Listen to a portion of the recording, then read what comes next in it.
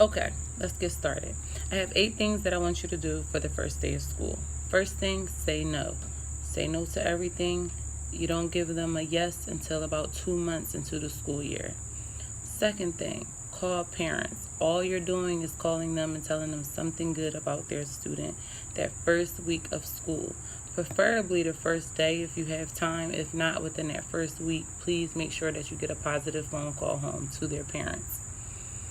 Third thing, you want to talk about yourself for no longer than 2 minutes. And the reason why I say this is because we're competing with social media. Our kids can scroll as much as they want to when they're bored. So with you talking, you don't want them to get bored. So keep it under 2 minutes each time you talk.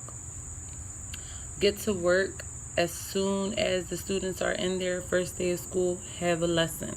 And this lesson can just be an icebreaker, but it should not be a comfortable lesson. It should be structured as if it was a test or a project. It should be very structured. Norms, expectations of the lesson should be told, things like that. Next, you want to stay positive, excited, and constantly complimenting. When you're walking around the classroom, you want to constantly, what's your name? Oh, that's really nice. And then repeat their name. Always say their name with their compliment. Always say their name with their redirection. Next thing that you want to do is set expectations and then test the students. So if you say, one of my rules is we will not curse in here, make sure you have something before they leave asking them about your rules or what your expectations was, so that they would have to repeat it to you, and make sure you're doing that for the entire week. Yes, it's okay to have them posted, as they say, but have students repeating them and knowing them is also important. Ask students for triggers. What are some of the things they don't like that teachers do or that their peers do, and have them, if they want to, share them out loud so that their peers can hear it. If not, post them around the room, because their pet peeves and the things that they do should also be inside of the rules. I don't like when people laugh while I read. That should be posted. There's no laughing while others read. Last one, number 8, never let a redirection go.